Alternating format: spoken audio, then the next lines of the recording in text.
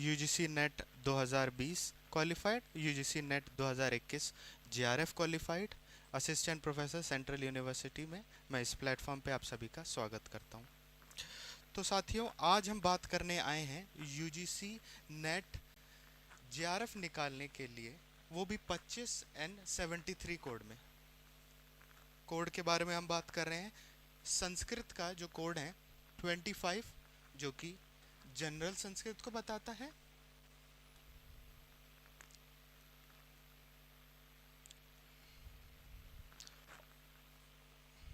और कोड 73 जो कि संस्कृत में ही ट्रेडिशनल, संस्कृत ट्रेडिशनल को बताता है। इसके बारे में हमारा फोकस रहेगा।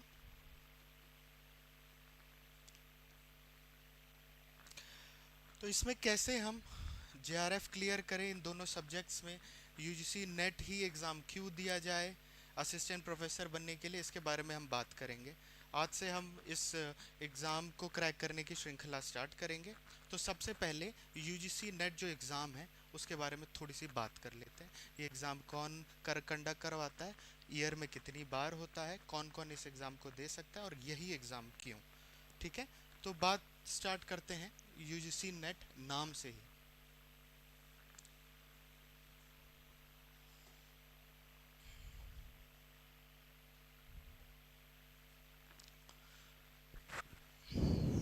तो सबसे पहले ध्यान रखने की बात यह होगी कि एक एनटीए एक एजेंसी का नाम है।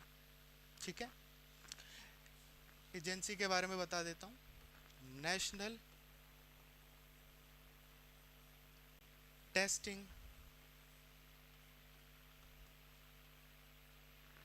Agency.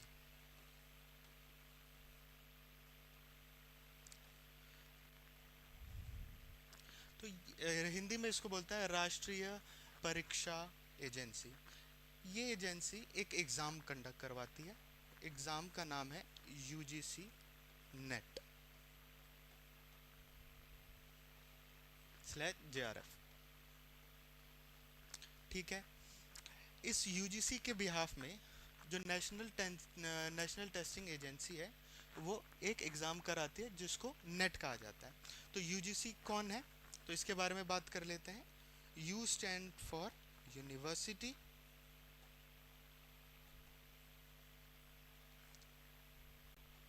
Ji stand for grant, and C stand for commission.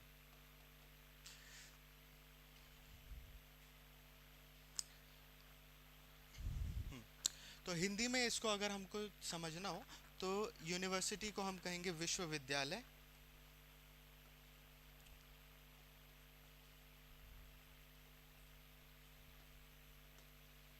Grant मतलब अनुदान,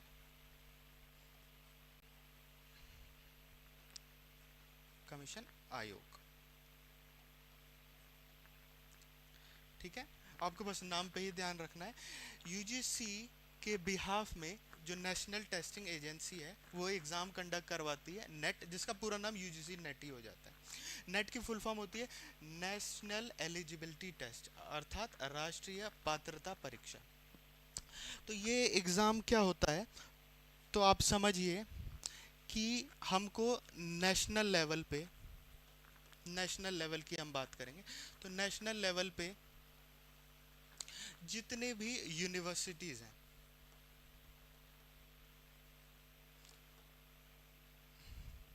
यूनिवर्सिटीज़ हैं या कॉलेजेस हो गए, कॉलेजेस हो गए, इन सब के लिए एक नेशनल एग्ज़ाम करवाया गया नेशनल लेवल का। यदि आप इस एग्ज़ाम को क्रैक करते हैं तो आप दो चीज़, या तो जेआरएफ, और अगर आप या तो नहीं, अगर आप जेआरएफ करना चाहते हैं, रिसर्च में आपका फोकस है, पीएचडी करना चाहते हैं, साथ ही साथ असिस्टेंट प्रोफेसर जिसको हम एपी शॉर्ट फॉर्म में कहेंगे, तो इसके लिए जो मिनिमम एलिजिबिलिटी क्राइटेरिया है उसके लिए हम नेट की बात करते हैं। यदि आपको असिस्टेंट प्रोफेसर बनना है आपको उसके लिए एलिजिबल होना है तो मिनिमम क्वालिफिकेशन आपको नेट की चाहिए रहेगी। जूनियर रिसर्च फेलोशिप जेआरएफ को कहते हैं, इसके बारे में भी हम बात करेंगे। ठीक है, तो हम समझ गए थोड़ा कि भाई एक नेशनल टेस्टिंग एजेंसी है, ये यूजीसी के बिहाफ में एक नेट का एग्ज़ाम करवाती है जिसको यूजीसी नेट बोलते हैं। ठीक है, इस एग्ज़ाम में 100 सब्जेक्ट्स होते हैं, मोर देन 100 सब्जेक्ट्स ये हम बोल लेते हैं, मोर देन 100 सब्जेक्ट रहते हैं। Hindi, Sanskrit, Urdu, political science, geography, economics, ऐसे प्रकार के 100 से सब्जेक्ट्स रहते हैं। अब इसको इस पे बात करते हैं, इसको कौन दे सकते हैं। ठीक है, तो ये ग्रेजुएशन लेवल के बाद जब आप एमए में, जब आप मास्टर डिग्री में आपका एडमिशन हो जाता है, अब मास्टर्स डिग्री जब आप परस्यू करने जाते हैं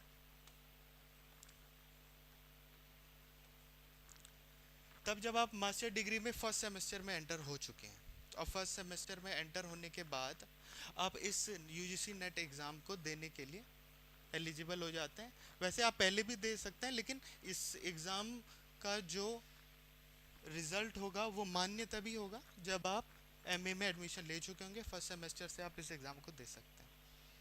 ठीक है, अब बात आती है ये एग्ज़ाम कब कब कराया जाता है। तो ध्यान देना होगा, ये एग्ज़ाम साल में 2 टाइम्स होता है। एक बारी होता है जून में और एक बारी होता है दिसंबर में। इसमें टाइम फ्रेम में थोड़ा डिफरेंस हो सकता है, लेकिन इसी के अप्रॉक्स रहता है। तो जैसे अभी जून का जो यूजीसी नेट का साइकिल था उसका एग्ज़ाम हो चुका है, रिजल्ट भी आ चुका है, काफ़ी बच्चों ने अच्छा परफॉर्म किया। संस्कृत में भी अप्रॉक्स 35 to 40% लोगों 40 लोगों ने जेआरएफ क्वालिफाइड किया है 25 कोड में। तो अभी हमारा फोकस रहेगा ये यूजीसी नेट दिसंबर का 73 कोड और 25 कोड में जेआरएफ में कैसे हम इस जेआरएफ एग्ज़ाम को, नेट जेआरएफ एग्ज़ाम को क्लियर करें। ठीक है, अब बात करते हैं कि यूजीसी नेट एग्ज़ाम ही क्यों। एग्ज़ाम तो बहुत सारे हैं, क्यों यूजीसी नेट एग्ज़ाम को ही फोकस में लाया जाए। तो आपको समझना होगा कि ये एग्ज़ाम एक गेटवे है यदि आप टीचिंग लाइन में एक अपना करियर बनाना चाहते हैं। ठीक है, तो ये एग्ज़ाम एक गेटवे, एक पाथवे आपके लिए बनेगा, एक रोड मैप सेट करेगा।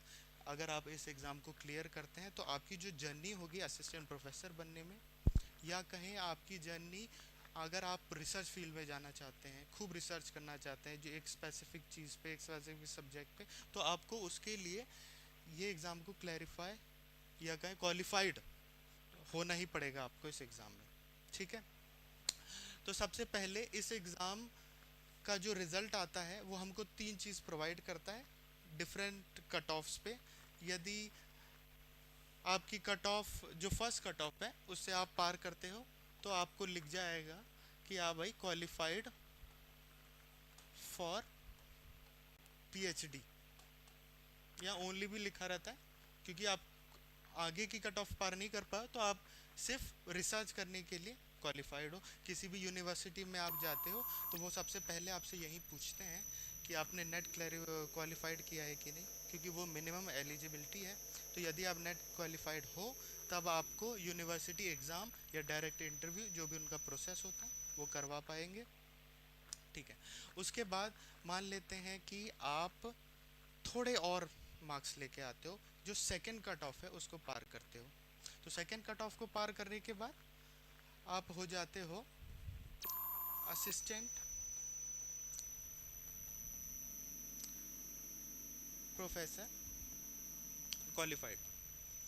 इसका क्या मतलब होता है कि आप यूनिवर्सिटी या कॉलेज लेवल में जब भी आप जाओगे तब आपसे पूछता है कि भाई आपका नेट है कि नहीं। आपके नेट की सर्टिफिकेट जो होती है वो मिनिमम एलिजिबिलिटी क्राइटेरिया के अंदर आता है। तो आपको असिस्टेंट प्रोफेसर भी बनना है तो मिनिमम आपको इस नेट एग्ज़ाम को क्वालिफाइड करना ही पड़ेगा। ठीक है, तो यदि आपका सपना है असिस्टेंट प्रोफेसर बनने के लिए तब भी आपको ये एग्ज़ाम को क्रैक करना बहुत ज़रूरी है।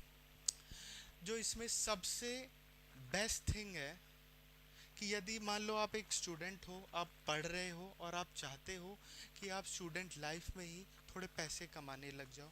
थोड़े नहीं, काफ़ी पैसे होते हैं कि आपकी जॉब लगने से पहले जब आप रिसर्च कर रहे हो तभी आपको पर मंथ एक अच्छे रुपए मिलने लग जाए, ताकि आप अपनी दिनचर्या संभाल लो, जॉब में आपको मदद करे, रिसर्च में आपको मदद करे। तो इसीलिए यदि आप जो टॉप मोस्ट कट ऑफ होती है उसको आप पार कर जाते हैं तो आपको जेआरएफ अवॉर्डेड कहा जाता है। जेआरएफ का मतलब है junior research fellowship. Junior research fellowship का मतलब ये है कि जब आप किसी भी यूनिवर्सिटी में रिसर्च करने जाएंगे, पीएचडी करने जाएंगे, तो जैसे ही आपका पीएचडी में एडमिशन हो जाएगा, उसके बाद आपको जैसे ही एडमिशन का फर्स्ट डे होगा एडमिशन के बाद, तब से आपको जेआरएफ के पैसे मिलना स्टार्ट हो जाएगा। ये एक स्कॉलरशिप है। ये यूजीसी नेट में जो बहुत ब्रिलियंट बच्चे हैं, जो मतलब 1 या 2% बच्चे हैं, उनको जूनियर रिसर्च फेलोशिप प्रोवाइड की जाती है। ये फेलोशिप में काफ़ी अमाउंट मिलता है। फर्स्ट 2 ईयर में उसको जूनियर रिसर्च फेलोशिप बोलते हैं। अराउंड 45,000 रुपीज़ पर मंथ मिलता है, जो कि बहुत हैं। और उसके बाद आप 2 साल के बाद आपको सीनियर रिसर्च फेलोशिप मिलना स्टार्ट हो जाता है, जो कि अराउंड 50,000 है। यही एक रीज़न है कि जेआरएफ क्वालिफाइड होना बहुत इम्पोर्टेंट है। ठीक है। और क्यों यही एग्ज़ाम? तो जैसा मैंने कहा ये गेटवे है, तो आपको एक और चीज़ याद रखनी पड़ेगी कि यदि यूजीसी नेट का आप सिलेबस देखें, नेट जेआरएफ का सिलेबस देखें, तो इसका जो सिलेबस बिल्डअप किया गया है वो बहुत ही प्रिसाइज बिल्डअप किया गया है। बहुत चीज़ों को ध्यान रखा गया है, एक एक टॉपिक लिया गया है। उससे होता ये है कि आप कोई भी एग्ज़ाम दो, मैं कोई भी एग्ज़ाम बोल रहा हूँ, जैसे आप असिस्टेंट प्रोफेसर का एग्ज़ाम दो, ठीक है, आप दो केवीएस का एग्ज़ाम दो, फर्स्ट ग्रेड दो,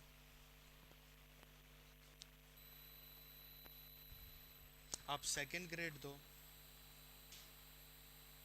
पीजीटी का एग्ज़ाम दो, टीजीटी का एग्ज़ाम दो, ये जो भी एग्ज़ाम लिखें और भी कहीं एक्सेट्रा एक्सेट्रा, तो इन सभी एग्ज़ाम में यदि आपका ये सिलेबस आपने कवर कर लिया है ना, तो आपके लिए एक बहुत ही अच्छा फाउंडेशन तैयार हो जाता है। फाउंडेशन का क्या मतलब है? जो ये सिलेबस को कवर कर लिया होता है, इसका कम से कम 90% सब में आता ही है। तो जैसे मान लेते हैं हम संस्कृत के हैं, हम संस्कृत में यूजीसी नेट के 25 कोड की तैयारी कर लिए, हमारा नेट हो गया, हमारा जेआरएफ हो गया। तो नेक्स्ट स्टेप ये रहेगा कि हम भाई असिस्टेंट प्रोफेसर बन सकते हैं। यदि आप असिस्टेंट प्रोफेसर का एग्ज़ाम देने जाएंगे, एक एग्ज़ाम कंडक्ट कराया जाता है, ये लोक सेवा आयोग करवाते हैं। जैसे राजस्थान में आरपीएससी कराता है असिस्टेंट प्रोफेसर के लिए, ऐसे ही विभिन्न स्टेट कराते हैं, मध्य प्रदेश कराता है, यूपी करवाता है। तो जब भी आप एग्ज़ाम देने जाएंगे तो वो जो एग्ज़ाम में जो सिलेबस पूछा जाएगा वो यूजीसी नेट का ही होगा, ऐसा आप मान सकते हैं, 90 to 95%। इसीलिए ये एग्ज़ाम को क्रैक करना बहुत इम्पोर्टेंट हो जाता है। ये इसीलिए गेटवे कहा जाता है आपके करियर बिल्डअप के लिए।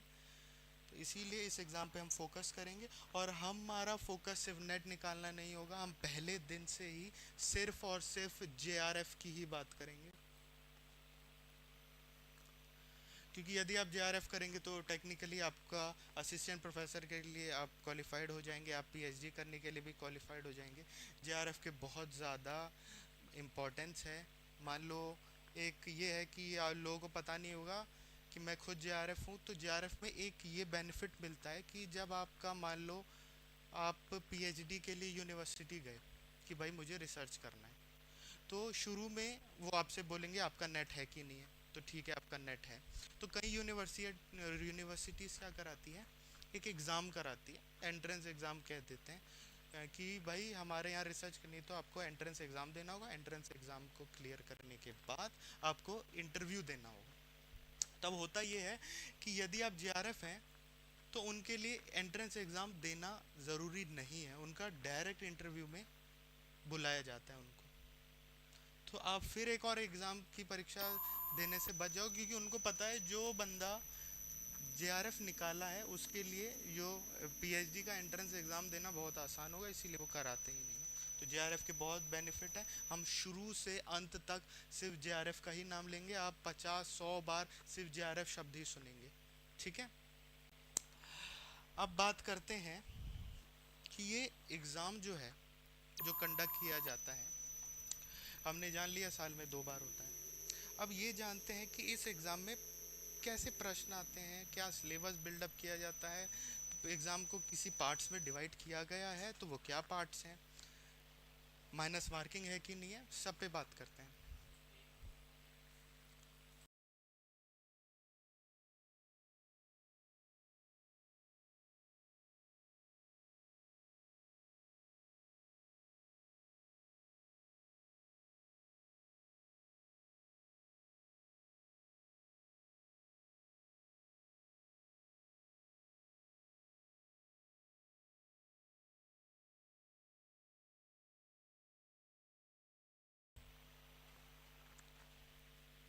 ठीक है, तो हम बात कर रहे थे कि ये जो एग्ज़ाम जो कंडक्ट कराया जाता है इसमें कितने क्वेश्चन आते हैं, कैसा पैटर्न होता है, उसके बारे में थोड़ी सी बात कर लेते हैं।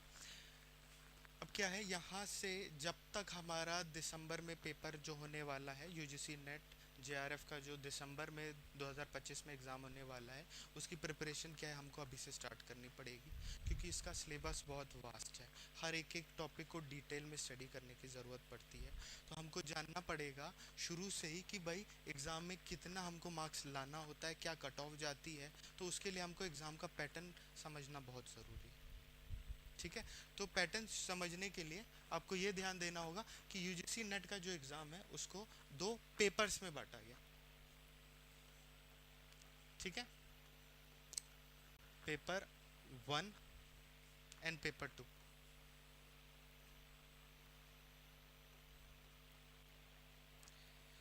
जो पेपर 1 है उसको, उसमें मान लेते हैं 50 क्वेश्चंस आते हैं,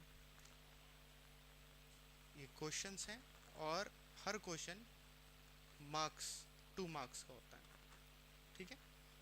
तो पेपर 1 में टोटल हो गए 100 मार्क्स का पेपर 1 होता है। पेपर 1 क्या है, पेपर 1 एक जर्नल पेपर होता है। होता ये है कि हमने बात की यूजीसी नेट में मोर देन 100 सब्जेक्ट हैं, तो उन सब्जेक्ट्स में, उन सभी सब्जेक्ट से एग्ज़ाम में पेपर 1 सबका कॉमन है, सबका कॉमन है, जो इसका सिलेबस है वो सबका कॉमन है। इसमें इसके सिलेबस में क्या आता है उस पर भी डिटेल बात करेंगे। और ये जो पेपर सेकंड है ये हमारा जो स्पेसिफाइड सब्जेक्ट है, जैसे हम संस्कृत की बात करते हैं तो 25 या 73 की बात करते हैं, तो उसमें जो स्पेसिफाइड सब्जेक्ट है उससे होते हैं, इसमें 100 क्वेश्चंस आते हैं, ठीक है। 100 क्वेश्चंस हो गए, तो 100 क्वेश्चंस हैं, और वही 2 मार्क्स फॉर ईच क्वेश्चंस।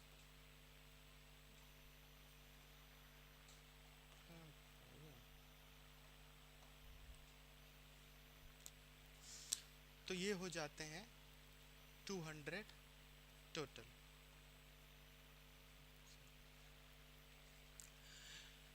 तो इससे हमको पता चला कि भाई 300 मार्क्स का पेपर होते हैं, 150 क्वेश्चंस पूछे जाते हैं, याद रखना है नेगेटिव मार्किंग है नहीं, तो ये हमारे लिए एक अपॉर्चुनिटी होती है कि हमको ऑल 150 क्वेश्चंस अटेम्प्ट करने हैं, ठीक है।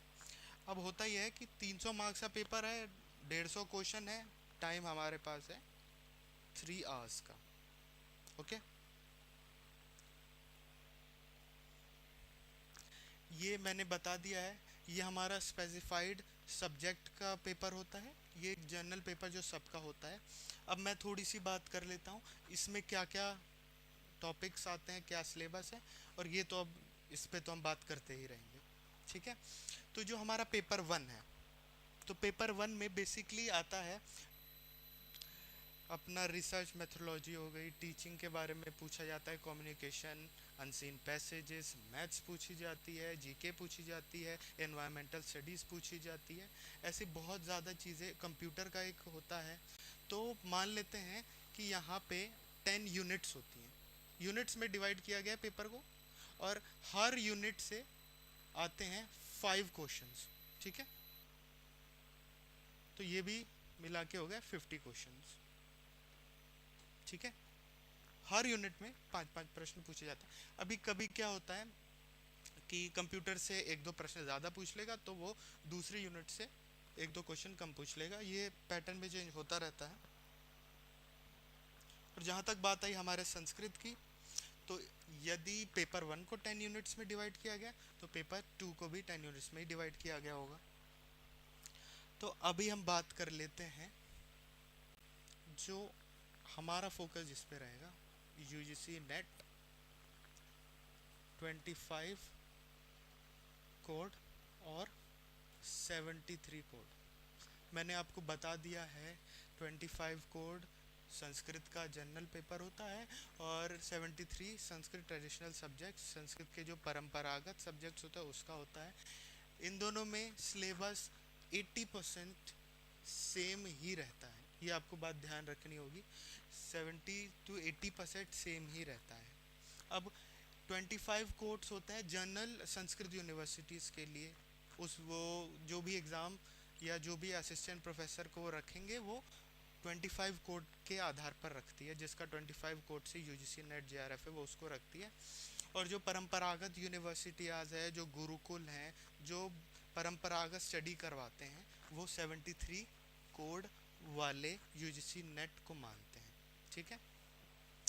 अब मैं सिलेबस की बात कर लिया पेपर 1 की, पेपर 1 पे हमारा फोकस नहीं रहेगा, वो तो हम कहीं से कर भी सकते हैं। हमारा मेन फोकस रहेगा संस्कृत के एक एक टॉपिक को कैसे कॉम्पिटिटिव पर्पस से हम स्मार्ट स्टडी करें, एक एक का डिटेल्ड एक्सप्लेनेशन हम करेंगे यहाँ पे, ठीक है।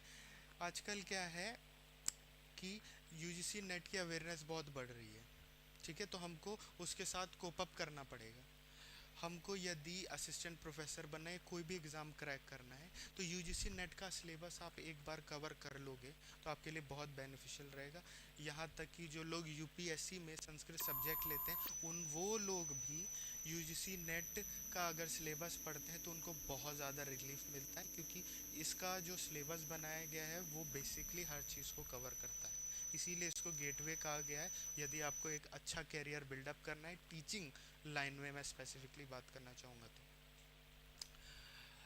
अब हम कोड 25 की बात करते हैं। तो संस्कृत का कोड 25, जैसा मैंने कहा पेपर 1 को 10 यूनिट्स में डिवाइड किया गया है, तो इसको भी 10 यूनिट्स में ही डिवाइड किया गया, ठीक है। 10 यूनिट्स है, हिंदी में इसको इकाई बोलते हैं, तो 10 इकाइयों में इसको डिवाइड किया गया। तो थोड़ा सा इंट्रोडक्शन दे देता हूँ, कैसे डिवाइड किया गया है वो थोड़ा सा बता देता हूँ, ताकि आप लोगों के लिए इजी रहेगा समझना कि सिलेबस को बनाया कैसे गया। सिलेबस को भी बनाने में बहुत ज़्यादा चिंतन किया गया कि ओवरऑल ग्रोथ कैसे हो, अगर कोई इस एग्ज़ाम को क्वालिफाई करता है तो उसको हर सब्जेक्ट, हर किताब पे कैसे उसकी पकड़ बन सके, वो हर चीज़ को कैसे डील कर पाए। तो मान लेते हैं 10 यूनिट्स हैं, तो हम इसको 2-2 करके बांट लेते हैं, ठीक है।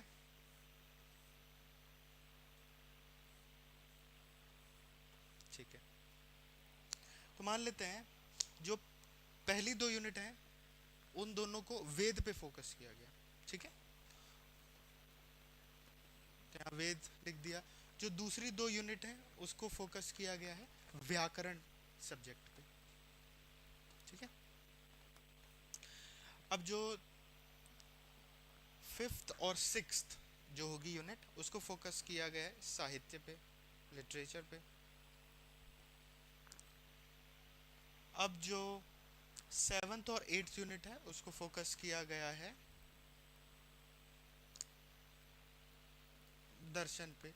तो वैसे यहाँ पे दर्शन ऐसे किया गया है ऊपर नीचे, हाँ, सेकंड को दर्शन, यहाँ पे व्याकरण, यहाँ पे हो गया हमारा धर्मशास्त्र, यहाँ पे साहित्य, और फिर धर्मशास्त्र, धर्मशास्त्र, ठीक है। तो पहली दो यूनिट वेद पे चर्चा करेगी, दूसरी जो बाकी इसके बाद जो यूनिट आएंगी वो दर्शन पे, इसके बाद जो आएंगी वो व्याकरण पे दो, और जो इसके बाद दो आएंगी वो साहित्य पे फोकस करेगी, और इसके बाद जो दो आएगी वो धर्मशास्त्र पे फोकस करेगी। तो अब वेद को दो में कैसे बांटा गया इस पे थोड़ी बात कर लेते हैं। जो फर्स्ट यूनिट है, फर्स्ट इकाई है, उसको सामान्य कहा गया। सामान्य और विशेष कह सकते हैं, विशिष्ट कह सकते हैं, और ये चीज सब में चलेगी। तो भाई दर्शन में जो पहली यूनिट है वो सामान्य दर्शन होगी। सामान्य दर्शन मैं इसके बारे में आपको बताऊंगा, सामान्य और विशेष। तो यहाँ शॉर्ट फॉर्म में लिख लेता हूँ ऐसे, इसमें सामान्य और विशेष, यहाँ पे भी सामान्य और विशेष, यहाँ धर्मशास्त्र में भी ये सामान्य हो गई और ये विशेष हो गई। ठीक है, तो पहला यूनिट जो वेद है उसका सामान्य परिचय पूछेगा। ठीक है, वेद्य साहित्य का, वैदिक साहित्य का सामान्य परिचय, और वैदिक साहित्य का विशिष्ट अध्ययन हो गया दूसरा। ऐसे ही दर्शन का सामान्य परिचय तीसरी यूनिट हो गई, और दर्शन शास्त्र का विशेष या विशिष्ट अध्ययन। ऐसे ही व्याकरण में भी व्याकरण साहित्य का सामान्य अध्ययन और व्याकरण का विशेष अध्ययन। ऐसे ही साहित्य में भी चलेगा, ऐसे ही धर्मशास्त्र में भी चलेगा। तो यहाँ किसी को दिक्कत हो सकती है कि सामान्य और विशेष का क्या मतलब है। तो सामान्य यहाँ पे प्राथमिकता को बताता है, प्राइमरी नॉलेज को बताता है। इसका मतलब जो भी कोई भी टॉपिक हो उसका बेसिक प्राइमरी नॉलेज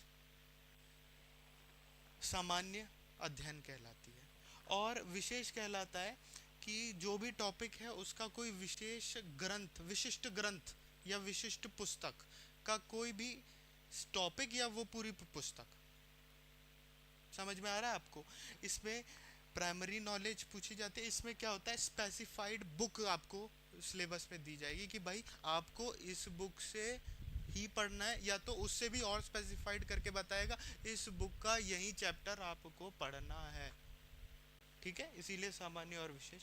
जब हम इसके सिलेबस की बात करेंगे तो एक एक चीज़ पे बात करेंगे। सामान्य में क्या आ रहा है, वेदों का काल आएगा, ब्राह्मण आएगा, संहिता, उपनिषद, ये सब आएगा। विशेष में हम एक एक स्पेसिफिकली चीज़ों पे पढ़ेंगे। ऐसे ही व्याकरण में, दर्शन में, धर्मशास्त्र में, साहित्य में, तो एक एक चीज़ को कवर किया जाएगा। इसी 10 यूनिट के अराउंड हमारा पूरा क्लासेस घूमती रहेंगी। ऐसे ही कभी हम बात करेंगे 73 कोड में भी क्या है, उसमें भी ज़्यादातर चीज़ें सेम है। उसमें दो चार चीज़ें अलग हो जाती है, जैसे उसमें ज्योतिष शास्त्र ऐड हो जाता है, इसमें नहीं होता। ठीक है, तो ऐसे ही अब एक जैसे व्याकरण का टॉपिक है तो कैसे पढ़ना है उसका मैं एक थोड़ा सा आपको समझा देता हूँ। व्याकरण का जैसे कोई कारक टॉपिक दे दिया आपको, तो उसमें कैसे स्टडी करनी है, कैसे उसको अपने अंदर पूरा लेना है कि हम उसको मतलब स्टडी कैसे की जाए। देखो हमारे पास टाइम बहुत कम है और बुक्स बहुत ज़्यादा हैं पढ़ने को, तो स्मार्ट स्टडी की बहुत ज़्यादा ज़रूरत पड़ जाती है। इसीलिए ऐसे एक नॉलेजेबल पर्सन की आपको यहाँ ज़रूरत पड़ जाती है जो आपको डायरेक्शन, पाथवे बताए, गाइडेंस करे कि भाई आपको यही पढ़ना चाहिए। प्रीवियस ईयर के पैटर्न्स को हम देखेंगे, मॉक टेस्ट लिए जाएंगे कि भाई क्या क्या पूछा जा रहा है, किस पे हमारा फोकस होना चाहिए, कौन सा टॉपिक हमको करना चाहिए, और किस टॉपिक को बहुत ज़्यादा पूछा गया उस पर हम डिटेल पढ़ेंगे। एक एक चीज़ को हम ऐसे पढ़ेंगे कि जैसे कि हमारा फर्स्ट अटेम्प्ट में ही जेआरएफ क्लियर हो। दिसंबर में जो फ़ोटो आए जेआरएफ स्टूडेंट्स की, उसमें हमारा भी नाम हो, हमारी भी एक फ़ोटो हो। ठीक है, आपको ये मन में रखना होगा कि आजकल कंपटीशन बहुत ज़्यादा हो रहा है। ठीक है, कोई भी एग्ज़ाम को क्रैक करना डिफ़िकल्ट हो जाता है अगर प्रॉपर गाइडेंस नहीं मिलती है। तो अगर आपका मेंटली सेटअप वैसा नहीं बना है कि भाई मुझको करना ही है, तब तक आप उस एग्ज़ाम को नहीं क्लियर कर सकते। सबसे ज़्यादा इम्पॉर्टेंट चीज़ है आपका सब मेंटली आप स्ट्रांग रहने चाहिए, मेंटली आपका दृढ़ निश्चय होना चाहिए। मैं अपनी ही बात करता हूँ, मैं इंजीनियरिंग बैकग्राउंड से था। ठीक है, उसके बाद मैंने एमए किया संस्कृत में। ठीक है, तो एमए किया क्योंकि मेरे घर वाले सब संस्कृत में ही, संस्कृत वाले ही हैं, तो मेरा एक दायित्व था कि मैं संस्कृत के क्षेत्र में अच्छा कर सकता हूँ, और संस्कृत के क्षेत्र को जो पहले नहीं था, जो उसकी वैल्यू कम हो रही थी या लोग कह रहे थे कि भाई संस्कृत जानी नहीं जाती है, उसके प्रचार प्रसार के लिए मेरा ये दायित्व था कि मैं संस्कृत को आगे बढ़ाने के लिए मैं संस्कृत फील्ड में आया। तो जैसे ही मैंने एमए में एडमिशन लिया, तो मैंने ये जाना कि ये यूजीसी नेट एक परीक्षा है, ठीक है। तो मैंने इसके बारे में जाना, तो मेरे को पता चला इसमें तो बहुत ही बुक हैं, और जब मैं पढ़ता था तो इतना मटेरियल प्रोवाइडेड नहीं होता था हमारे को, हमको सिर्फ बुक्स में ही जाना पड़ता था, उसमें भी स्पेसिफाइड नहीं था। मैंने कोड 73 से किया है जेआरएफ। तो इसके बारे में ज़्यादा मटेरियल मिल नहीं रहा था, फिर भी मैंने कहीं ना कहीं से लाइब्रेरी में जा जा के एक एक बुक जहाँ से मिल पाए वहाँ से पढ़ा, एक एक टॉपिक के खुद से नोट्स बनाए। नोट्स आपके लिए जीवन वरदान साबित हो सकते हैं। आप खुद के नोट्स बनाइए, यहाँ से जो भी मैं पढ़ाऊँगा प्रॉपर नोट्स बनेंगे, नोट से हम पढ़ेंगे, क्योंकि वो नोट्स आप ही के नोट्स हो सकते हैं, उसको आप ही पढ़ सकते हो अच्छे से। वो एक शॉर्ट टाइम ऑफ फ्रेम में कैसे उस नोट से पूरा सिलेबस कवर किया जाए, वही उसकी स्पेशलिटी होता है। तो मैं जब संस्कृत फील्ड में आया तो नेट के बारे में पता चला, तो मैंने फ़र्स्ट टाइम दिया। तो नेट में जो मैं फ़र्स्ट टाइम दिया यूजीसी नेट, तो उसमें मेरे 194 मार्क्स आए थे, ठीक है। हम कट ऑफ के बारे में बात कर रहे थे, राइट। तो कट ऑफ के बारे में बात कर रहे थे, थोड़ा सा मैं आपको कट ऑफ सिस्टम भी समझा देता हूँ। तो मेरे 194 मार्क्स आए थे, इसका मतलब ये हो गया कि मेरे 97 क्वेश्चंस राइट थे, ठीक है, क्योंकि 97 इंटू टू इज़ 194। तो मैंने 97 150 में से क्वेश्चंस ठीक किए थे। तो उस समय कट ऑफ गई थी जनरल की 188 मार्क्स। तो मेरा यूजीसी नेट की जो कट ऑफ थी मैं उससे ऊपर था ऑब्वियसली, तो मेरा यूजीसी नेट हो गया था। इसका क्या मतलब था, मैं एलिजिबल हो गया था असिस्टेंट प्रोफेसर बनने के लिए, मैं यूनिवर्सिटी जा सकता था और मैं उनको कह सकता था भाई ये लो मेरा सर्टिफिकेट, यूजीसी नेट मैंने क्रैक कर लिया है, अब मुझे आप असिस्टेंट प्रोफेसर बनने का मौका दे सकते हो, ठीक है। अच्छा, उस समय मेरे को जेआरएफ के बारे में उतनी नॉलेज नहीं थी, मेरे को पता नहीं था पैसा भी मिलता है, स्कॉलरशिप क्या होती है, क्योंकि उसके उस समय इसकी उतनी अवेयरनेस नहीं थी मुझे। तो फिर मैंने जाना कि उस साल 216 मार्क्स कट ऑफ गई थी 73 कोड में, कि भाई ये कट ऑफ थी जेआरएफ की, याद रखना ये जेआरएफ की कट ऑफ थी। मेरे आए थे 194, तो ऑब्वियसली मैं क्वालिफाइड इस एग्ज़ाम को क्लियर नहीं कर पाया। यूजीसी नेट क्लियर हो गया, जेआरएफ क्लियर नहीं हुआ। अच्छा, यूजीसी नेट जेआरएफ एक ही एग्ज़ाम है, लोगों को कन्फ्यूजन होती है कि जेआरएफ अलग एग्ज़ाम है, यूजीसी नेट अलग है, दोनों सेम एग्ज़ाम है। यदि आप एक हायर कट ऑफ, जो सबसे ज़्यादा जो कट ऑफ होती है उसको आप पार करते हो तो आप जेआरएफ कहलाते हो, ठीक है। जैसा मैंने बताया, जब आप रिसर्च करने जाओगे तो आपको यहाँ स्कॉलरशिप प्रोवाइड की जाती है, ठीक है। स्कॉलरशिप तभी प्रोवाइड की जाती है जब आपका पीएचडी में एडमिशन हो गया हो। ऐसा नहीं है कि आपने एग्ज़ाम क्रैक किया उसी वक्त से आपको पैसा मिलना शुरू हो जाएगा, ठीक है। तो अब तो मेरे को थोड़ा सा था कि यार मेरा क्यों नहीं हुआ जेआरएफ, अच्छा पैसे भी मिलते हैं, मुझे पैसे की भी ज़रूरत थी। तो मेरे माइंड में हमेशा ये चलता रहता था कि अब जो एग्ज़ाम होगा उसमें मुझे जेआरएफ क्लियर करना ही है। मैंने दृढ़ संकल्प लिया था कि संसार में कोई ताकत मुझे जेआरएफ करने से नहीं रोक सकती। मैंने पिछला ईयर का पेपर देखा, मैंने देखा कहाँ मेरे मार्क्स कट रहे, ऐसा कौन सा टॉपिक है जिससे मेरे क्वेश्चन बन नहीं पाए। मैंने उस टॉपिक पे बहुत फोकस किया। क्या होता है कि आपका नेट करना ठीक है इजी होता है, जेआरएफ में आपको थोड़ी और मेहनत लगती है, क्योंकि आपको टॉप 5% टॉप 4% में आना पड़ता है, ठीक है। तो फिर मेरा एक ही लक्ष्य था कि मैं 216 मार्क्स से ज़्यादा कैसे लाऊं, ठीक है। तो मैंने एम कर लिया 218 मार्क्स लेके आता तो मेरा हो ही जाता। तो मैं अपनी प्रिपरेशन करने लगा, 218 मार्क्स मुझे लाना ही है। फिर मैंने नेक्स्ट टाइम पेपर दिया, काफ़ी तैयारी की, और भगवान की दया से मेरे 218 ही आए, 218 मार्क्स आए, मैं जेआरएफ क्वालिफाइड हो गया। उस उस बारी का पेपर थोड़ा टफ था। तो जो लास्ट टाइम 216 की मार्क्स की कट ऑफ थी, वो 204 पे गिर गई थी। तो मैं तो इसको सोच के 218 लाया था, मेरे तो 14 ज़्यादा ही आ गए थे। तब जब जेआरएफ हुआ तो खुशी मिली, तब लगा कि संस्कृत के क्षेत्र में मैं अब अच्छा कर सकता हूँ। क्योंकि यूजीसी नेट एग्ज़ाम में जेआरएफ अगर कोई आदमी क्वालिफाइड करता है, क्वालिफाइड होता है, तो उसके लिए रोडवेज बहुत खुल जाता है, पाथवेज बहुत खुल जाते हैं। फिर कोई भी मैं एग्ज़ाम देता था असिस्टेंट प्रोफेसर का, तो उसमें मेरे में माइंड में क्लैरिटी रहती थी, क्योंकि मेरे में पहले से ये कॉन्फिडेंस आता था, क्योंकि मैंने ये सब टॉपिक्स को पहले ही कवर कर चुका हूँ। ठीक है।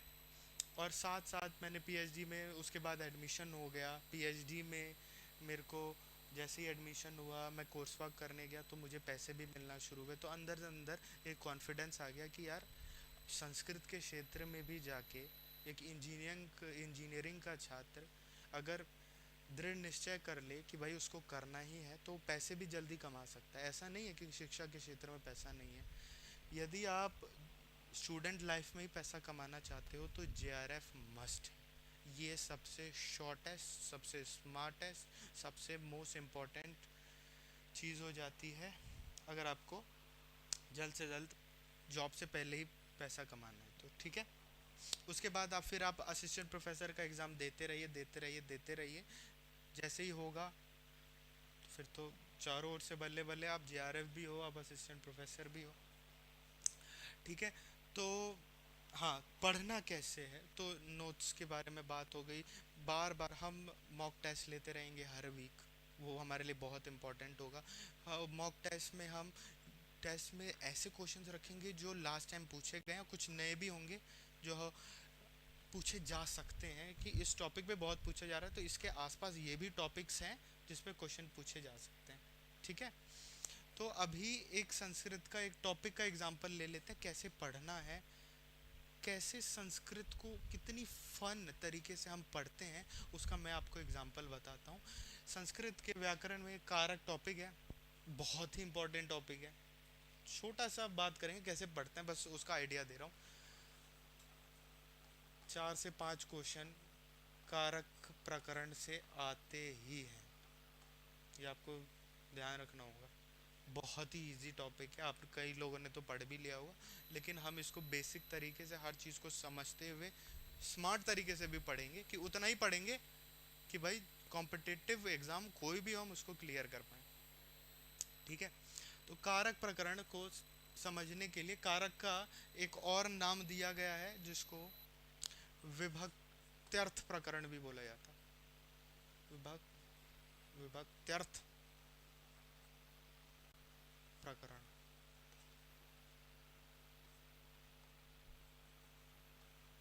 ठीक है। जैसे सिद्धांत कौमुदी एक बुक है, उसमें विभक्त्यर्थ प्रकरण भी आप बहुत बार सुनेंगे। कभी कारक नहीं सुने तो विभक्त्यर्थ प्रकरण सुनेंगे। विभक्ति से ही हम कारक पे जाएंगे। ठीक है। कारक पे डायरेक्ट नहीं, विभक्ति से ही जाएंगे।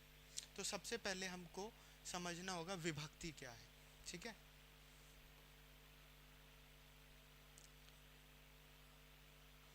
ठीक है। विभक्ति जो है, ये एक स्त्रीलिंग का शब्द है, स्त्रीलिंग प्रत्यांत शब्द है, 3 प्रत्यय जुड़ा हुआ है। विभक्ति का अर्थ होता है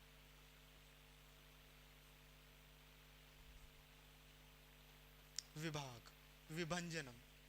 ठीक है। विभाग मतलब चीज़ों को अलग अलग करना। ठीक है। विभक्ति का क्या काम करती है, चीज़ों को अलग अलग करती है।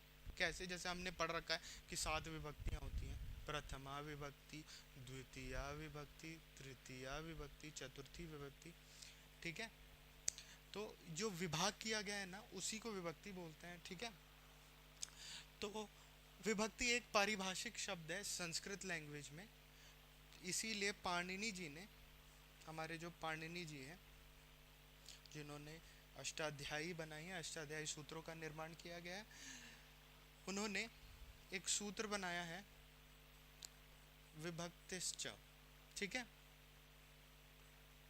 कारक को समझने के लिए पहले विभक्ति अर्थ को समझ रहे हैं, विभक्ति अर्थ को समझने के लिए पहले विभक्ति को समझ रहे हैं। ठीक है, विभक्ति अर्थ का क्या मतलब है? विभक्ति अर्थ का मतलब है विभक्ति नाम अर्थ, अर्थः, इसका मतलब विभक्तियों का अर्थ कारक कहलाता है। ठीक है, समझ रहे हैं? विभक्तियों का अर्थ कारक कहलाता है। तो विभक्तियों का अर्थ, तो सबसे पहले विभक्ति समझेंगे क्या है, तो उसके बाद विभक्ति का अर्थ निकालेंगे क्या है, और अर्थ निकल जाएगा तो हमको कारक मिल जाएगा। ठीक है, तो पाणिनि जी जो हमारे अष्टाध्यायी जिन्होंने निर्माण किया, उन्होंने एक सूत्र दिया बहुत अच्छा, विभक्तिश्च। विभक्ति को समझाने के लिए, विभक्ति एक पारिभाषिक शब्द है। ठीक है, विभक्तिश्च सूत्र में उन्होंने कहा कि भाई सुप और तिंग, तो दोनों को मिला देंगे, द्वंद समास होता है, तो सुप तिंगौ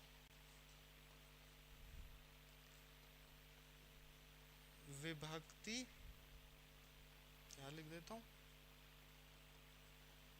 संज्ञोस्तः, अर्थात सुप और तिंग को विभक्ति संज्ञा समझा जाए। सुप और तिंग, अब सुप और तिंग भी आ गई चीज है। ठीक है, कारक को समझने के लिए विभक्ति अर्थ आए। विभक्ति अर्थ का मतलब क्या है? विभक्तियों का अर्थ। तो विभक्ति जान जाएंगे, उसका अर्थ निकाल लेंगे, कारक पे पहुंच जाएंगे। विभक्ति को समझने के लिए पाणिनि जी ने एक सूत्र दिया कि भाई विभक्ति कुछ नहीं है, सुप और तिंग को विभक्ति कहा जाता है। तो सुप और तिंग को थोड़ा समझ लेते हैं, विभक्ति क्लियर हो जाएगी। ठीक है,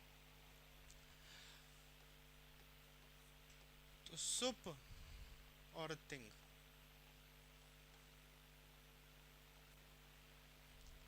सुप और तिंग। ठीक है, सुप और तिंग क्या है? प्रत्यय है, दोनों एक प्रत्यय ही है।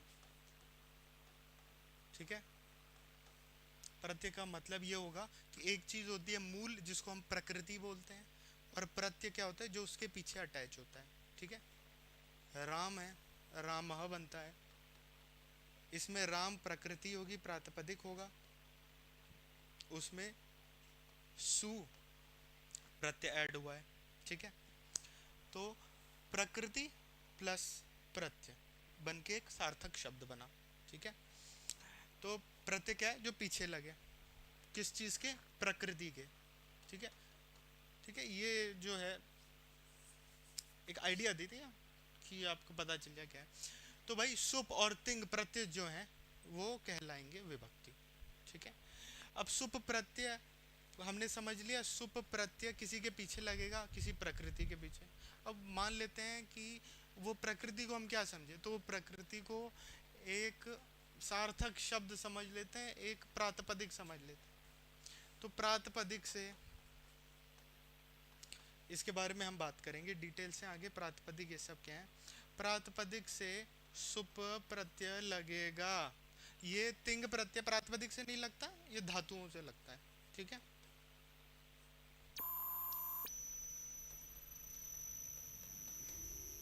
अब ये समझने की बात है कि जो सुप है ये हम क्या चीज समझ रहे हैं? विभक्तियों को समझ रहे हैं। तो विभक्ति क्या है, उसमें हम इन दोनों पे बात करें। ठीक है, तो अभी हम बात कर रहे थे कि प्रातिपदिक से शुभ लगता है। अब किसी ने कहा शुभ लगता तो है, लेकिन शुभ है क्या? है कि नहीं? समझ में आ गया? शुभ प्रत्यय है, पीछे लगता है प्रातिपदिक के, लेकिन शुभ है क्या? तो शुभ एक प्रत्याहार है, आदि रंत्यन सहिता एक सूत्र, उसे प्रत्याहार बनता है, वो पढ़ेंगे संज्ञा प्रकरण में। लेकिन ये समझ में आ गया प्रत्याहार है। तो प्रत्याहार का मतलब है कि भाई सु से हम स्टार्ट करेंगे, प तक जाएंगे। ठीक है, और बीच में कई चीजें आएंगी। ऐसे ही तिप से स्टार्ट करेंगे, तिप से स्टार्ट करेंगे और चलते रहेंगे इट वही मही यहाँ तक। ठीक है, तो फर्स्ट का शुरू वाला पार्ट ले लिए और एंडिंग का लास्ट वाला पार्ट ले लिए, इन दोनों को जोड़ दिया तो शुभ बन गया, वेरी इजी। ऐसे ही तिंग में जो सबसे पहला तिप था, जीग तिप लिए, और इट वही मही जो अंत है उससे न ले लिए, तो ऐसे ही तिंग हो गया। इसका फर्स्ट लिए, इसका लास्ट लिए, वेरी इजी। यही तो है प्रत्याहार, फर्स्ट और लास्ट को लेना है। इससे क्या होगा, जो भी बीच की चीजें हैं, जो भी बीच के अंदर इसके अंदर आएंगे, उससे इन इसी से उन सब का बोध हो जाएगा। इसके अंदर 21 प्रत्यय आते हैं टोटल। तो 21 प्रत्यय को बोलने के लिए सिर्फ सुप बोलूंगा तो 21 प्रत्ययों का बोध हो जाएगा। कितनी डिटेल्ड संस्कृत है, आपको समझना चाहिए कितनी। सिर्फ सुप लिखने से 21 प्रत्ययों का बोध हो गया। इसीलिए जो नासा वाले हैं वो कोडिंग में संस्कृत को यूज करते हैं कि यदि एक छोटी चीज बोल के आप बहुत बड़ी चीज का ज्ञान का बोध करा पाओगे, उसके लिए संस्कृत बहुत जरूरी है। ठीक है, सिर्फ सुप का 21 प्रत्ययों का बोध हो गया। सिर्फ तिंग का 9 और 9 18 प्रत्ययों का बोध हो गया। ठीक है, फिर से बताता हूँ, कारक पढ़ रहे थे, कारक को किसी ने कहा उसको विभक्ति अर्थ कहा जाता है। तो ठीक है, विभक्ति नाम अर्थ विभक्ति अर्थ, मतलब विभक्तियों का जो अर्थ है वो कारक है। बहुत इजी लैंग्वेज में समझ गए। तो अब हम जा रहे हैं विभक्तियों को समझने के लिए। तो भाई विभक्ति क्या है, तो हमको समझ में आया कि पाणिनि जी हैं, उन्होंने सूत्र दिया है विभक्तिश्च। वो बोलता है सुप और तिंग को बस समझ लो, सुप और तिंग विभक्ति है। अच्छा, सुप को समझ गए, इसका मतलब हम समझ गए विभक्ति क्या है। और जो भी सुप का अर्थ होगा उसको हम विभक्ति का अर्थ समझ करके सीधा कारक पे पहुंच जाएंगे। ठीक है, अब बेस तैयार करें। देखो, आप डायरेक्ट पढ़ लोगे तो आप कंफ्यूज रहोगे, अरे यार डायरेक्ट कारक कैसे आ गया, डायरेक्ट विभक्ति अर्थ कैसे बोल दिया, विभक्ति हम जानते नहीं है, डायरेक्ट विभक्ति अर्थ पे आ गए। ठीक है, तो वो 21 प्रत्यय है। वैसे 21 प्रत्यय को जानना, वैसे इसके बारे में डिटेल स्टडी हम बाद में करेंगे, लेकिन मैं थोड़ा सा बता देता हूँ। जब हम शब्द रूप बनाते हैं, जैसे राम का राम रामौ रामाह बनाते हैं ना, तो हमको पता है उसमें सु ओजस प्रत्यय लग रहा है राम में, तभी राम सु लगा, राम औ लगा, रामौ, ऐसे ही जस लगा, रामाह बनता है। तो वो क्या सुप ही तो है। तो जैसे एक,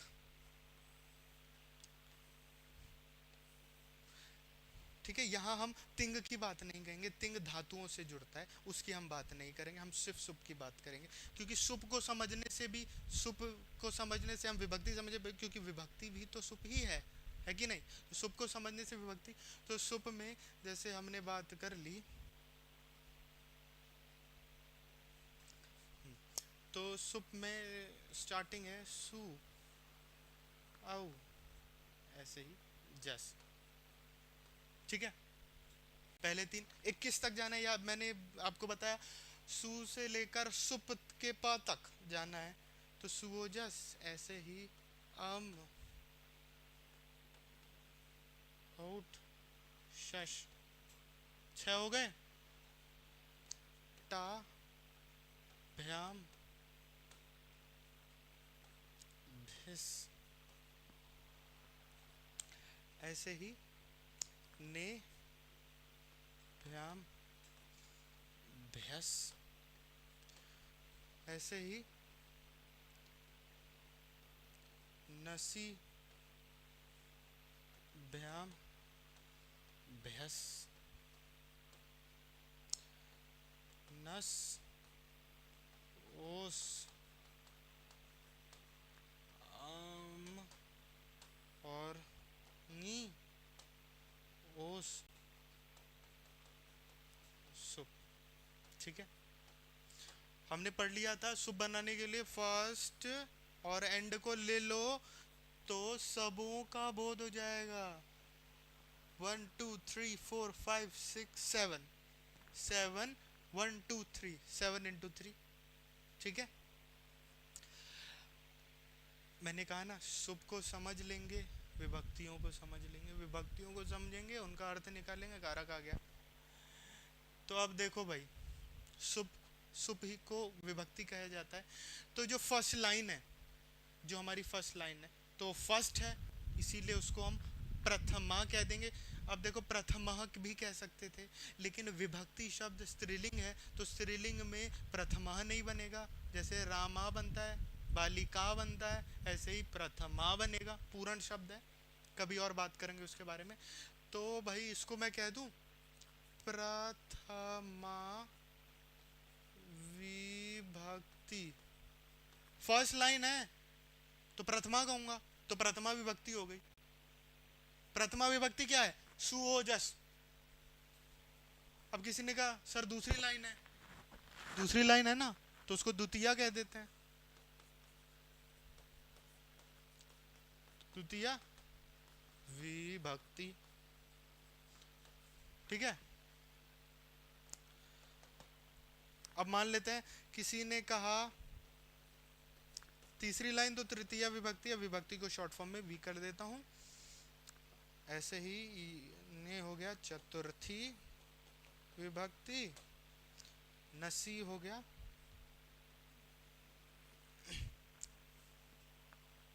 पंचमी।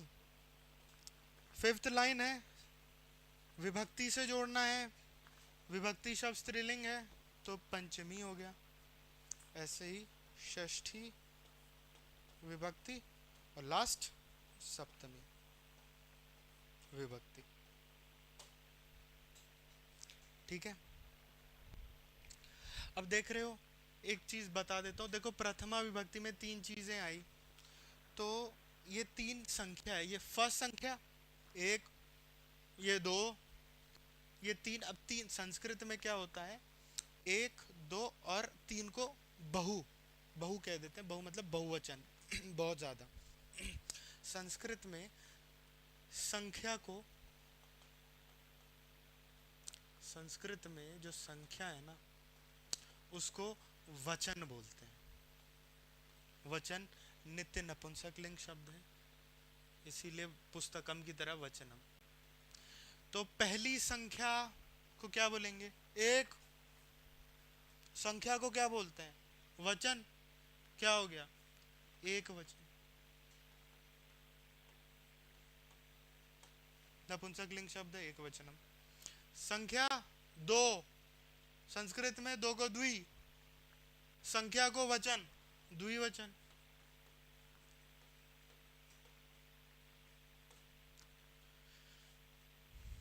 और हमने कहा आगे जाती हुई दो से ज्यादा हुई तो बहुवचन। ठीक है, ठीक है। तो हमको पता चल गया प्रथमा विभक्ति, द्वितीय विभक्ति। अच्छा एक और चीज एक्स्ट्रा नॉलेज, विभक्ति कितनी है? 7। तो संस्कृत में 7 विभक्तियां हैं। अरे आपके सामने दिखा दिया, 1 2 3 4 5 6 7। विभक्ति का अर्थ होता है विभंजन, अलग अलग करना, 7 में अलग कर दिया। संस्कृत शास्त्र में 7 विभक्ति, सभी आपको बता दिया। ठीक है। इसको आप देखे होगे, राम एक प्रातिपदिक है, उसको जोड़ोगे तो राम को सु से जोड़ोगे तो रामः रामौ, रामाः रामम रामौ, रामान रामेण, रामाभ्याम रामैः, रामाय रामाभ्याम रामेभ्य, ऐसे ही रामात रामेभ्याम रामाभ्याम रामेभ्य, रामस्य रामयोः रामाणाम रामे रामयोः रामेषु, और फिर हे राम हे रामो हे रामा। ठीक है। अब देखो, अब विभक्ति समझ गए, विभक्तियों का अर्थ कारक। तो प्रथमा विभक्ति का अर्थ एक कारक ही होगा, है कि नहीं? मैंने कहा ना विभक्तियों का अर्थ कारक कहलाता है, इसीलिए विभक्ति अर्थ बोलते हैं। तो प्रथमा विभक्ति का जो अर्थ होगा वो एक कारक होगा, उसको हम कह देते हैं कर्ता। तो कर्ता कारक बन गया। बताओ कितना आसान, कारक को स्टार्ट करना था लेकिन कारक कैसे बना, देखो निर्माण कर दिया। द्वितीय विभक्ति, अब हमने पढ़ा विभक्ति का अर्थ, तो द्वितीय विभक्ति का अर्थ हम कर्म से समझेंगे, कर्म हो गया। ऐसी तृतीय विभक्ति करण को बताएगी, ऐसे ही चतुर्थी संप्रदान को। ठीक है। ऐसे ही पंचमी विभक्ति बताएगी अपादान को। षष्ठी बताती है संबंध को। संबंध एक इंटरेस्टिंग चीज है, संबंध कारक नहीं है। ठीक है, उसके बारे में अभी बात करते हैं। ठीक है, संबंध और अधिकरण।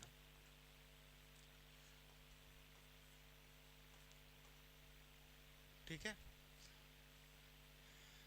कारक स्टार्ट कर रहे थे, तो सबसे पहले जाने कारक को विभक्ति अर्थ बोलते हैं।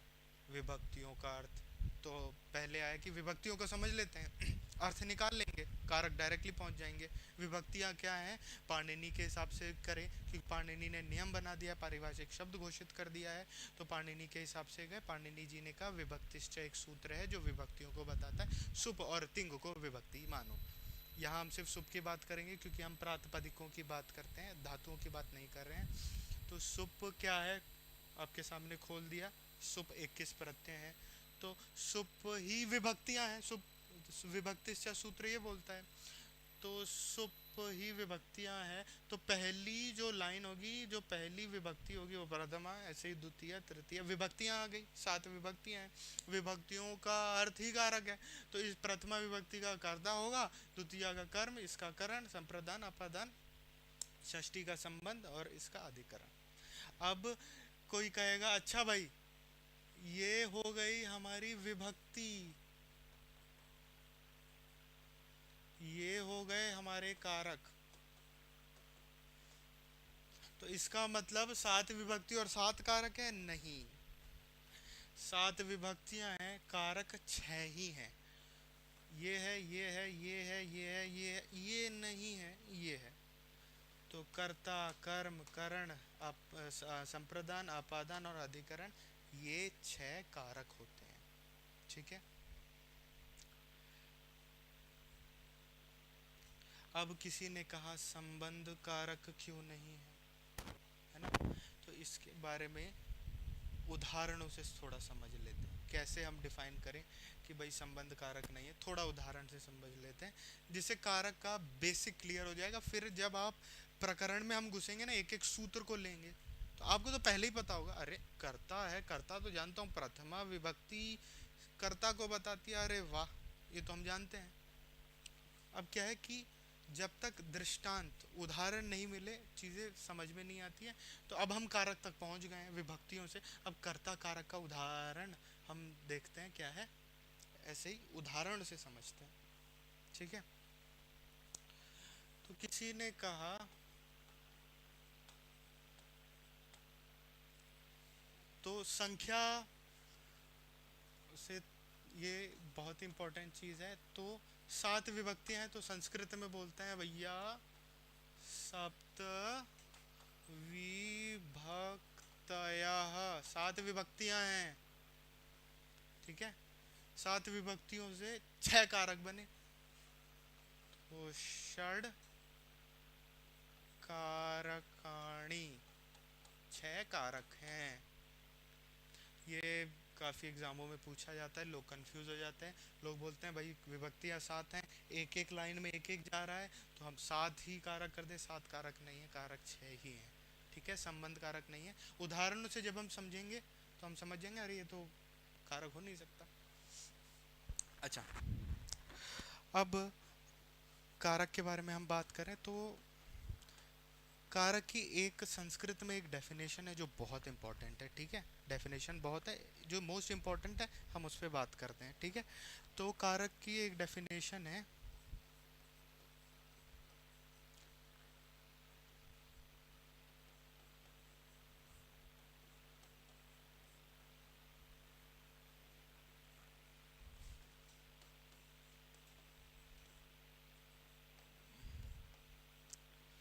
क्रियान्वयित्वम कारकत्वम।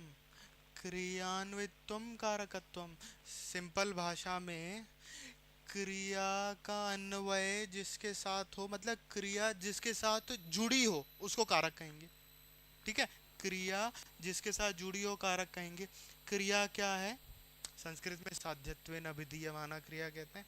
इसका मतलब हम सिंपल भाषाओं में समझे तो क्रिया कोई भी मूवमेंट को, कोई भी व्यापार को कहते हैं। चलना, हंसना, लिखना, सोना, तैरना, चढ़ना, उतरना, पढ़ना, लिखना, पीना, खाना, ये सब व्यापार हैं, बॉडी का मूवमेंट हो रहा है। तो जिसमें भी बॉडी का मूवमेंट हो रहा हो, व्यापार हो रहा हो, उसको हम क्रिया कह देंगे। ठीक है, समझ में आ गया ना। जिसमें हमारे एटॉमिक या मॉलिक्यूल जो शरीर के हैं वो मूवमेंट दिखाएं कि भाई मूवमेंट हो रहा है। जैसे हाथ से मैं खा रहा हूँ तो हाथ का मूवमेंट हो रहा है।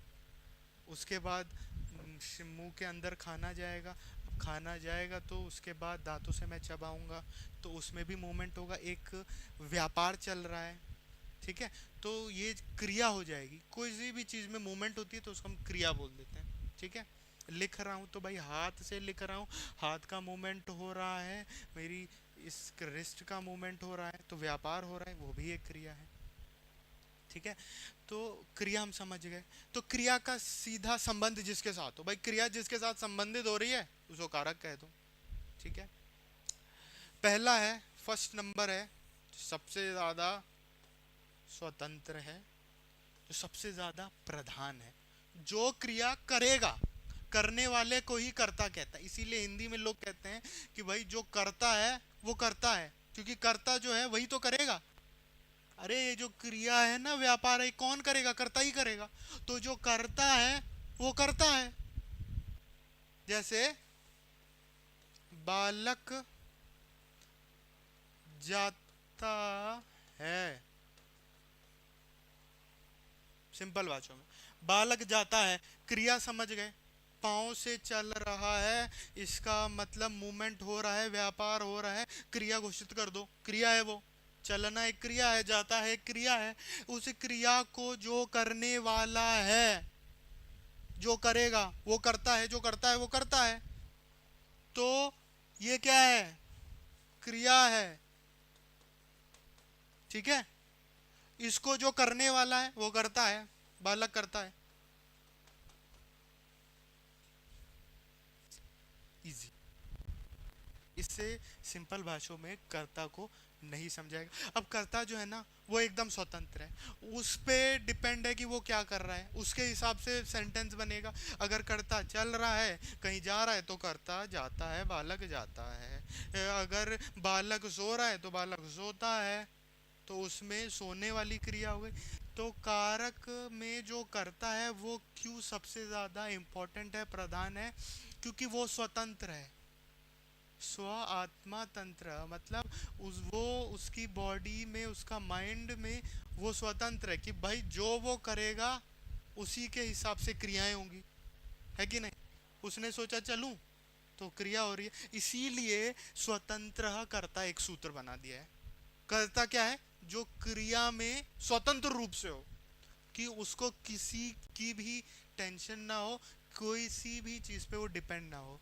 कर्ता क्रिया से सीधा संबंध हो गया, कारक है, कोई टेंशन नहीं। ठीक है, अब दूसरा कारक कर्म, सेकंड है कर्म।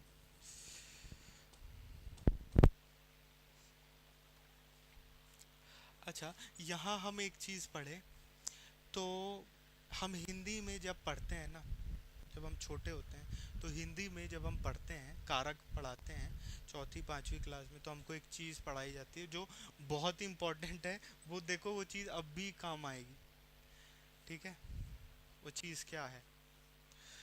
तो हम पढ़ते थे, कर्ता ने कर्म को करण से, इसमें से का अर्थ होता है साथ। ठीक है, संप्रदान मतलब के लिए, हिंदी में पढ़ते थे ना, अपादान का भी मतलब है से, लेकिन ये से अलग वाला है। अलग मतलब किसी से कोई चीज अलग हो, तो ये वो वाला से है। संबंध में हम बोलते थे का, के, की, और रा, रे, री। ठीक है, अधिकरण में या पर। तो याद कराते थे हमको टीचर कि कर्ता ने कर्म को करण से, संप्रदान के लिए अपादान से अलग, संबंध का, के, की, रा, रे, री, अधिकरण में पर, और फिर संबोधन भी बोलते थे, हे भव। तो वही है। तो कर्ता ने, जब हम वाक्य बनाएंगे ना, ये बहुत इंपॉर्टेंट चीज़ है, जब आप संस्कृत में कोई भी वाक्य का निर्माण करते हो तो ये देखते हो। तो भाई कर्ता ने कर्म को, अब देखना, अब कर्म की बात कर रहे हैं तो को हर चीज में जोड़ते जाएंगे। ठीक है, देखो कर्म पढ़ रहे थे तो बालक से पूछा, भाई बालक तू जा रहा है, कहाँ जा रहा है? बोला बालक स्कूल जा रहा है। ठीक है, तो विद्यालय को जाता है। ठीक है, उस लाइन का अपग्रेडेड वर्जन है, मैंने बता दिया कहाँ जा रहा है। तो बालक विद्यालय को जाता है, ओ गॉड, को आ गया, को कर्म है, इसका मतलब को कर्म नहीं है, को कर्म के साथ घूमता रहता है, तो इसका मतलब विद्यालय कर्म हो गया, है कि नहीं? भाई हमने पढ़ा ना, कर्ता ने कर्म को, तो विद्यालय कर्म हो गया। ठीक है, अब किसी ने कहा विद्यालय को जाता है, विद्यालय कर्म हो गया, तो किसी ने कहा संस्कृत में इसको क्या बोलते हो? तो संस्कृत में हम एक सूत्र लाते हैं, कर्तु रीप्सी तमम कर्म। ठीक है, कर्तु रीप्सी तमम कर्म, इसका मतलब कर्ता चाह रहा है किसी चीज को। ठीक है, किसी क्रिया वो कर रहा है, लेकिन वो क्रिया कर रहा है किसी चीज की चाहत के लिए, कि भाई वो उसको मिल जाए। ठीक है, तो यहाँ हम ध्यान दे सकते हैं कि कर्ता बालक जो है वो जा रहा है, तो जाने में उसका सबसे प्रिय क्या है, चाहत क्या, उसकी डेस्टिनेशन क्या है, वो क्यों चल रहा है, वो क्यों जा रहा है, उसकी क्या चाह है जाने की? तो उसकी चाह है कि वो विद्यालय तक पहुंच जाए। अरे घर से निकला तो वो जाना स्टार्ट किया विद्यालय तक के लिए ही ना, तो जा रहा है किसके लिए, किस चाहत के लिए? विद्यालय की। तो विद्यालय को चाहत, जो भी कर्ता की किसी भी क्रिया में जो चाहत हो उसको कर्म कहेंगे। तो विद्यालय चाहत ही तो है, जाने जाने में, कोई भी क्रिया करने में जो चाहत हो उसको कर्म कहा जाता है। इस सूत्र है कर्तु रीप्सी तमम कर्म, अर्थात क्रिया में जो भी कर्ता कर रहा है, उस क्रिया में जो भी सबसे प्रिय चीज है, जो भी उसकी चाह है, वो कहलाती है कर्म। कर्ता समझे, कर्म समझे, कारक स्टार्ट किए थे, दो कारक बहुत आसानी से हो गए। अब जब हम कोई भी सूत्र पढ़ेंगे ना, तो बेसिक नॉलेज से आप घटाओगे तो आपके लिए बहुत ही आसान हो जाएगा। सूत्र तो हम फट फट फट फट पढ़ते रहेंगे। ठीक है, बेसिक जो फाउंडेशन है वो बिल्ड करना बहुत ज़रूरी है, और उसी को हम बिल्ड कर रहे हैं। तो अब आता है भाई करण। तो किसी ने कहा, तो करण सिंपल भाषाओं में समझो साधन। किसी ने कहा अरे तू बालक विद्यालय को तो जा रहा है, समझ गया, कर्ता बालक है, विद्यालय कर्म है। भाई किस कोई चीज़ की सहायता से जा रहा है, सहायता मतलब कार से जा रहा है, बाइक से जा रहा है, ट्रेन से जा रहा है, फ्लाइट से जा रहा है, जेट से जा रहा है, किससे जा रहा है? पाँव से जा रहा है, किससे जा रहा है? तो जो भी क्रिया है उसको करने में जो मदद कर रहा है, सहायता कर रहा है, जो सहायक है, वो करण कहलाता है। भाई किसकी सहायता से जा रहा है, किसके साथ जा रहा है? तो मैंने, अगर हमको ज्ञान हो गया तो एक शब्द और जोड़ लेंगे। तो बालक साइकिल, साइकिल या छोड़ो, बालक कार से विद्यालय को जाता है। ठीक है, तो यहाँ कर लिख देता हूँ,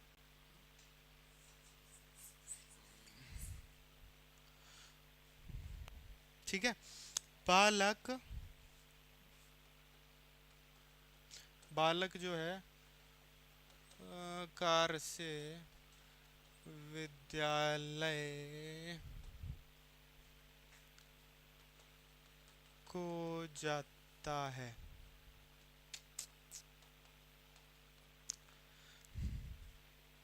बालक कार से विद्यालय को जाता है। ठीक है, देखो ये जो हम पढ़ रहे हैं ना, इस कारक का जो आपकी फाउंडेशन होगी, इसे यूजीसी नेट ही नहीं, सभी परीक्षाओं में काम आएगा ये चीज़। कारक फेवरेट टॉपिक है। मैं बस तो एक टॉपिक को समझा रहा हूँ कि भाई हम पढ़ेंगे कैसे, हमको पढ़ना कैसा है, कैसे है, फाउंडेशन बिल्ड करेंगे, हर चीज़ को समझेंगे। समझोगे ना तो याद करने की आवश्यकता नहीं पड़ेगी। ठीक है। बालक बिना सोचे मैं लिखूंगा ये करता है। विद्यालय बिना सोचे कर्म करता, ने कर्म को करण से, अरे से दिख गया। और साथ वाला चाहिए, तो कार के साथ ही तो जा रहा। कार को घर पे पार करके तो विद्यालय नहीं जाएगा, कार के अंदर घुस के ही कार से विद्यालय जाएगा। तो ये साथ में है तो ये कारण है। Very easy. कर्म है, ये क्रिया है। बालक करता है। एक दो तीन, तीन कारक समझ गए। छह में से तीन हो गए, बताओ तीन ही बचे। ठीक है। तो साधन क्या है, किसके साथ जा रहा है, करण है। सूत्र है साधक तमम करणम। किसी भी क्रिया की सिद्धि में जो सबसे ज्यादा सहायक उपकारक हो, भाई जाने की जो क्रिया है वो ठीक हो जाए, वो पहुंच जाए विद्यालय तक, उसके लिए जो सबसे ज्यादा सहायक होता है, जो हेल्प करेगा, जो साथ में रहेगा, उसको साधन कहते हैं, उसको करण कहते हैं। ठीक है। अब बच गए संप्रदान। तो बालक पढ़ने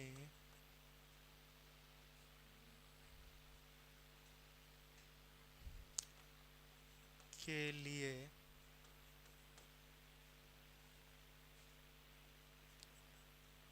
विद्यालय विद, या ये तो हम समझ गए हैं, तो वाक्य को इतना बड़ा क्यों बना है, बालक पढ़ने के लिए जाता है।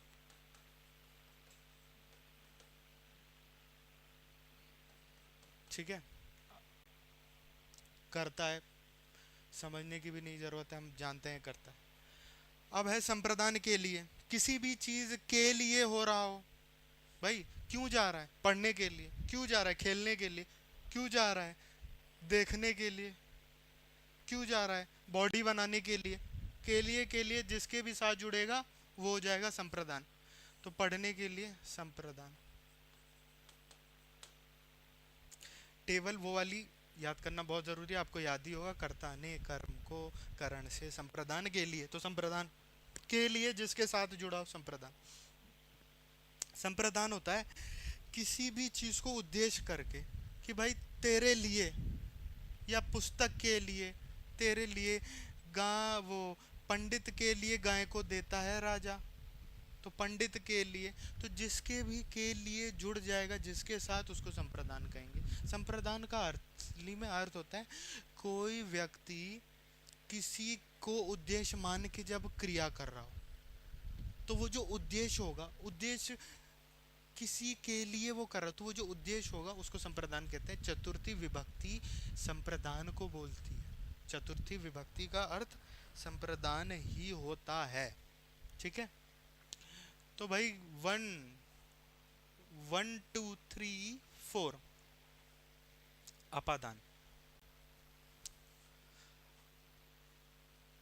तो अपादान का मैं यहां लिख देता हूं। देखो एक पेज पे बहुत इंपॉर्टेंट है लिखना, बालक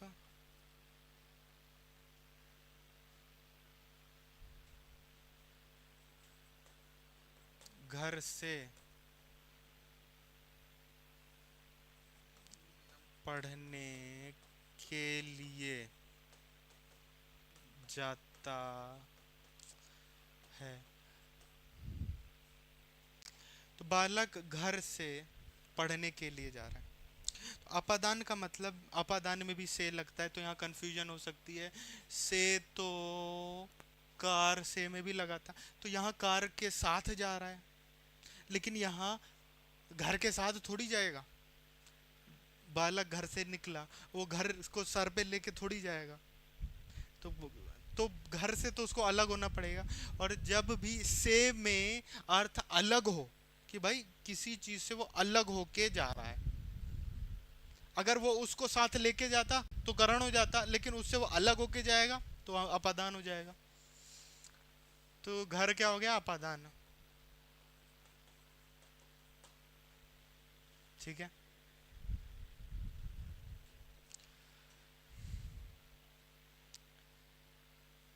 तो ये पहला कारक, ये दूसरा कारक, तीसरा, चौथा, पांचवा, ठीक है। और एक अधिकरण होता है, इसके लिए सूत्र है ध्रुवम पाए अपादानम, ठीक है। और है बालक विद्यालय में, या विद्यालय में को छोड़ के हम सीधा सिंपलर टर्म्स में लिखते हैं, घर में रहता है।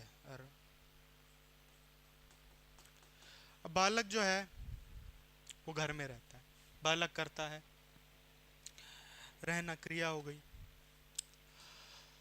अब हमने पढ़ा था अधिकरण, अधिकरण में या पर। अधिकरण का अर्थ होता है आधार।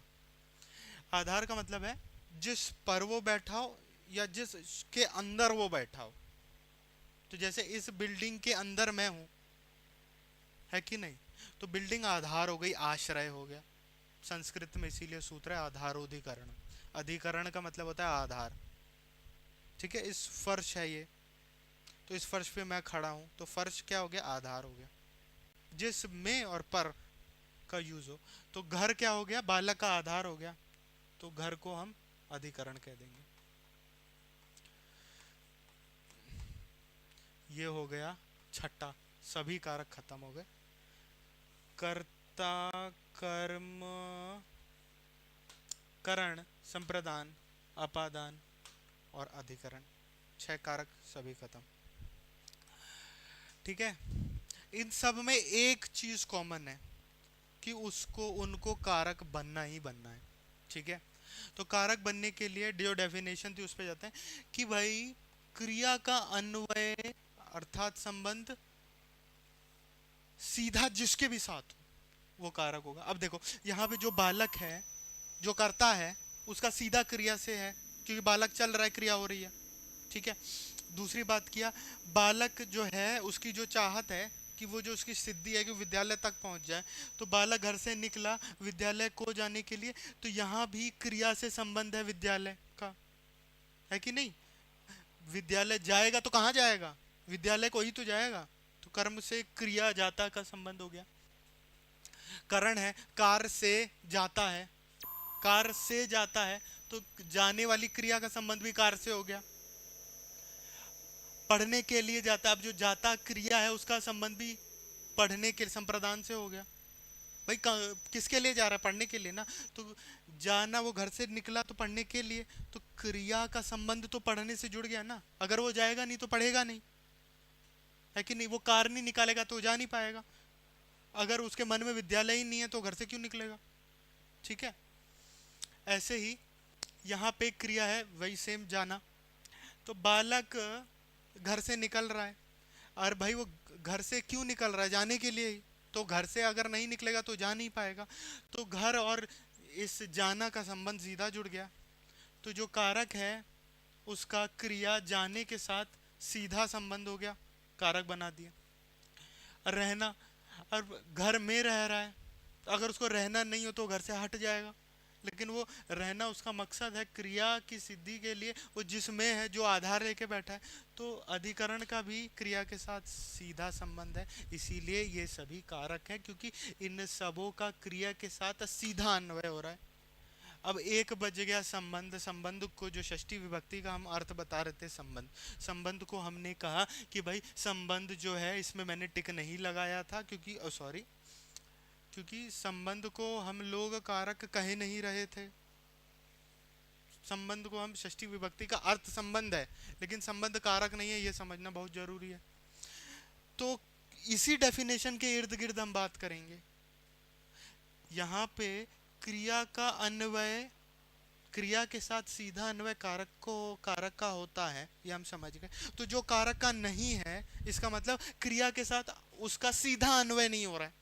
मतलब क्रिया चाहे जो करे, जाना में उससे, कि यहाँ पे जाना जो क्रिया है उसके साथ उसका कोई संबंध नहीं हो, कि भाई अगर वो नहीं भी हो तो वो जा आराम से पाए।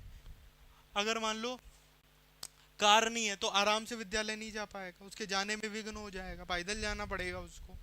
लेकिन जो कारक नहीं होगा वो उसके हटने, रहने या ना रहने से फर्क नहीं पड़ता, क्रिया अपनी चलती रहेगी। तो उसको समझाने के लिए बहुत ही सुंदर चीज है एक उदाहरण कि भाई पुत्र और बेटे हैं। पुत्र का नाम है देवदत्त और पिता का नाम है, तो पिता का नाम मान लेते हैं देवदत्त का पुत्र यज्ञदत्त विद्यालय को जाता है।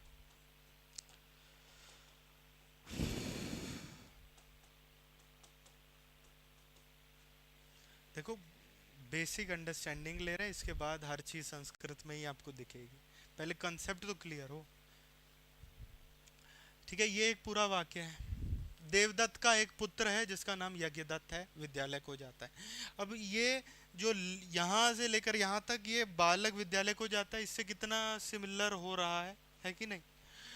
तो ये मैं कह सकता हूँ कि यज्ञदत्त करता है, क्योंकि सेम सेम लग रहा है, बालक ही है ये, बालक को नाम दे दिया तो ये करता है भैया। विद्यालय को जाता है, हम पढ़ चुके हैं, हम जानते हैं ये कर्म है, ये करता है, जाना जाता क्रिया है, क्रिया वो है जिसमें शरीर की गतिविधियां हों, व्यापार हो रहा हो।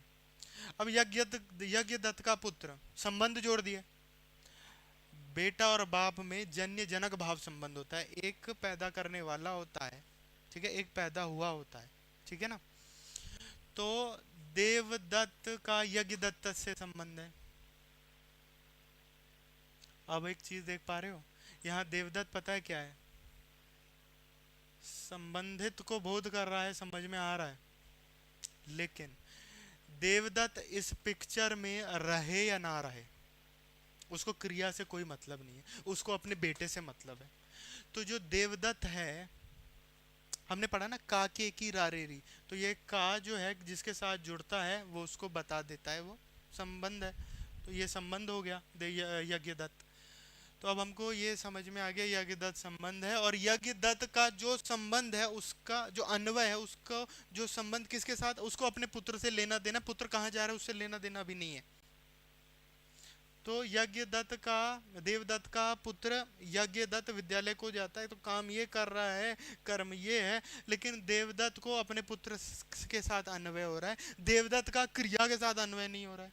देवदत्त का क्रिया के साथ अन्वय होता तो इस डेफिनेशन से हम इसको भी कारक मान लेते हैं, लेकिन देवदत्त का यज्ञदत्त से संबंध हो रहा है, देवदत्त का संबंध का कर्ता के साथ संबंध हो रहा है, संबंध का क्रिया के साथ नहीं हो रहा। क्रिया के साथ संबंध को कारक कहते हैं, क्रिया के साथ संबंध नहीं हो तो कारक नहीं हो, क्रिया के साथ संबंध को कारक कहते हैं, क्रिया के साथ संबंध ना होने पर इसको कारक नहीं कहते। इसीलिए कर्ता, कर्म, कारण, संप्रदान, अपादान और अधिकरण 6 कारक हैं। संबंध षष्ठी विभक्ति का अर्थ जरूर है लेकिन वो कारक नहीं है।